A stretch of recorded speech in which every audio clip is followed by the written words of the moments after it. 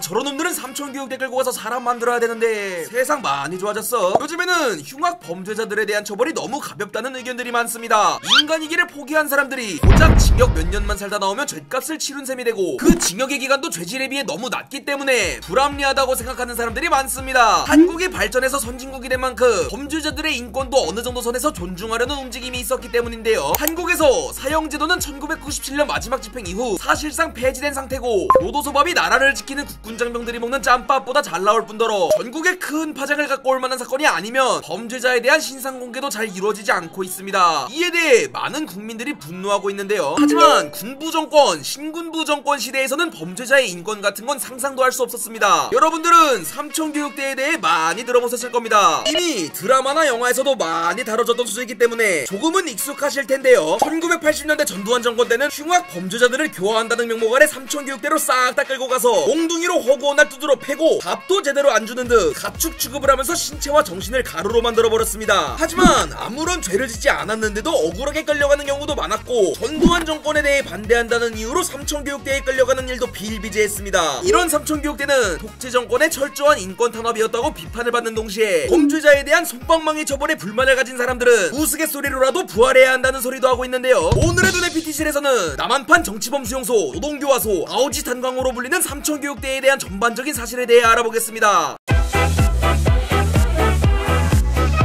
1960~70년대 한국이 너무나도 빠른 속도로 발전함에 따라 80년대 경제 수준은 중진국 대열에 올랐었지만 시민의식은 개발도상국에 머물러 있었습니다. 그에 따라 술 먹고 깽판치는 취권 스트리트 파이터 동네 양아치들도 길가에 가득했고, 성에 대한 인식도 지금과는 많이 달랐어서 성 관련 범죄도 비일비재하게 일어났었습니다. 또한 각종 산업들의 규모가 커지고 다양성이 생겨남에 따라서 조폭들이 하는 불법적인 사업 방식과 그 규모도 늘어났고, 점점 한국 내에서 조폭들의 파워도 강해졌는데요. 1980년 한국 내 실질적인 권력을 잡은 전두환은 대통령에 취임하기 한 달 전인 1980년 8월에 사회약 1소 특별조치를 발표합니다. 이 특별조치는 부패 공무원이나 권력형 부정축제자를 비롯한 각종 범죄자를 뿌리 뽑는다는 내용이었습니다. 이 중에서도 불량배를 없애기 위해서 만들어진 시설이 바로 삼촌교육대입니다. 사실 창설 의도 자체는 정말 좋았습니다. 삼촌교육대가 창설된 이후 경찰들은 조폭들을 비롯한 범죄자들을 미친듯이 잡아들였습니다. 그리고 이 범죄자들은 영장이나 제대로 된 재판 과정 없이 심사위원회라는 곳에서 직결 심판이 되었습니다. 그 과정에서 범죄자들은 범죄의 경중에 따라 A급에서 D급까지 4단계로 나뉘었는데요. 가장 죄질이 높은 A급 범죄자들은 군사재판에 회부되었고, B급 그리고 C급 범죄자들은 삼촌교육대 교육해, D급의 사람들은 훈방되었습니다. 그렇다면 여기서 B급과 C급으로 분류된 사람들이 끌려가는 삼촌교육대에서는 과연 어떤 일이 벌어졌을까요? 삼촌교육대는 국내에 있는 여러 육군 부대 내에 설치되었는데요. 특수훈련을 받은 현직 군인 조교들에게 교화라는 명목 아래 미친듯이 맞고 짓밟히고 별의 별 종류의 얼차려도 받고, 목봉훈련과 더불어 실제 특수부대들이 받는 훈련을 받는 등 강도 높은 고통을 받았습니다. 그 외에도 똥물에 입수시키거나 차에 매달아놓고 질질 끌고 다니는 등의 잔인한 체벌도 서슴지 않았습니다. 조교들은 당시 20, 30대의 청년이었음에도 불구하고 백발의 노인들까지 이들에게 엄청난 폭행과 핍박을 당하며 살인적인 강도의 교육을 받았습니다. 조교들은 교육생들을 사람 취급하지 않았고 축사에 있는 돼지보다 못한 대우를 했습니다. 그리고 항상 너희들은 교화되어야 할 인간 쓰레기다 같은 말도 주입하면서 인간에게 줄 수 있는 모든 모욕과 공포를 심었습니다. 실제로 사람들도 많이 죽거나 다쳤고, 교육대 내에서 발생한 사상자에 대해서는 당연히 어떠한 보상도 지급되지 않았습니다. 인간 교화라는 명목하에 엄청난 인권 유린이 발생했던 거죠. 그리고 이렇게 4주간의 교육을 마치더라도 삼촌교육대의 지옥은 끝난 게 아니었습니다. 전두환은 삼촌교육대의 지옥 같은 훈련을 수료한 사람들에게 노동 교화를 시킵니다. 이들은 국토건설단에서 국가원신 근로봉사를 해야 한다는 명분으로 산을 깎고 도로를 놓는 공사 등 육체적으로 힘든 건설공사에 투입되었습니다. 당연히 이렇게 강제노동을 당하면서도 제대로 된 인간 대우를 받지 못했고 어떠한 보상도 받지 못했습니다. 또한 이런 강제 근로봉사가 끝나면 쓰레기 같은 범죄자들은 사회와 격리 있어야 한다는 이유를 내세워 보호감호 조치를 합니다. 바로 인권이 없는 무지막지한 감옥에 다시 가둬버린 건데요. 삼촌교육대에서 교육을 받고도 최대 10년 동안 보호감호소 생활을 해야 됐습니다. 이 안에서는 많은 사람들이 죽고 인간으로서 최소한의 대우 역시 받지 못했습니다. 유족, 무전무죄, 무전유죄를 외쳤던 지강원씨도 형량만큼의 징역생활을 마치고도 보호감호소 생활을 다시 해야 됐기 때문에 교도관을 찌르고 도주한 거였죠. 그렇다면 삼청교육대에서는 사람들을 왜 이렇게 잔인하고 폭력적인 방법으로 관리했던 걸까요? 당시만 해도 사람을 교화시키려면 몽둥이만한 약이 없다는 인식이 지배적이었기 때문입니다. 실제로 학교에서도 물리적 체벌이 금지되기 그렇게 오래된 일이 아니죠. 당장 제가 학교에 다닐 때만 해도 다양한 선생님들께 다양한 회초리로 다양한 부위를 맞고 살았으니까요. 물론 지금도 사람은 두드러 패야 말을 듣는다고 믿는 사람들이 많습니다. 아무튼 삼청교육대가 만들어진 표면적인 취지는 어두운 과거를 가진 사람들의 썩은 정신을 개조시켜서 새 사람으로 만들어 내보내서 범죄자 없는 대한민국을 만들기 위한다는 것이었습니다. 그렇다면 삼청교육대에는 정확히 어떤 사람들이 끌려간 걸까요? 사실 삼청교육대가 가진 가장 큰 문제점은 조폭들이나 흉악 범죄자들뿐만 아니라 억울한 사람들도 많이 끌려갔다는 겁니다. 삼청교육대에 끌려간 사람들은 크게 세 종류로 구분할 수 있는데요. 첫 번째로는 리얼 범죄자들, 두 번째로는 전두환 정권에 반대하던 사람들, 세 번째로는 누명을 쓰고 그냥 억울하게 끌려간 사람들이었습니다. 우선 삼청교육대에 끌려가는 범죄자들은 조폭들이나 사기꾼, 강도, 절도, 폭행, 밀수, 마약 등의 중범죄를 저지른 사람들이었습니다. 그리고 주민들의 잦은 신고를 받는 동네 앵애취들도 끌려갔었고 애춘부들이나 포주들도 끌려갔습니다. 심지어 미성년자라도 학교에서 꾸준하게 말썽을 일으키는 학생들은 가차없이 끌려갔었습니다. 그러니까 행실이 불량한 사람이라고 여겨지면 남녀노소 할 거 없이 싹 다 끌려갔다는 거죠. 그리고 당시 전두환의 신군부 정권에 대해서 반대의 목소리를 내던 사람들도 많이 끌려갔습니다. 전두환은 자신의 독재 정권을 견고하게 하기 위해서 자신의 정권에 반대 목소리를 내거나 반대파들을 지지하는 사람들이라면 별의 말도 안 되는 이유를 대면서 삼청교육대로 보내버렸습니다. 그리고 무엇보다도 삼청교육대에는 정말 말도 안 되는 이유로 그냥 억울하게 끌려간 사람들이 많았습니다. 당시의 경찰들에게는 삼청교육대에 얼마나 많은 사람을 보내느냐가 실족의 기준이 되었었는데요. 아까 경찰이 범죄자들을 A, B, C, D의 4등급으로 나눴다고 말씀드렸었죠. 이때 경찰들은 A급을 검거하면 10만원, B급과 C급을 검거하면 각각 5만원과 3만원의 포상금을 받을 수 있었습니다. 이렇게 경찰들은 조금이라도 더 많은 사람들을 삼청교육대에 입소시키기 위해 혈안이었고, 이런 경찰들의 실적 경쟁으로 인해 무고한 시민들까지 마구잡이로 잡혀 들어갔습니다. 이에 따라 그냥 용모가 불량하다는 이유나 술에 취해 길거리에 돌아다녔다는 이유만으로 끌려가기도 했고, 가난한 사람들이나 심신미약자들도 억울한 누명을 쓰고 많이 끌려갔습니다. 심지어 학교에서도 각 학교마다 삼청교육대에 보내야 되는 인원수가 배정이 되어 있었고, 이 인원을 충족하지 못하면 교사들이 끌려갔기 때문에 불량 학생이 아닌 그냥 평범한 일반 학생들도 누명을 쓰고 삼청교육대에 끌려가는 일도 많았습니다. 그렇다면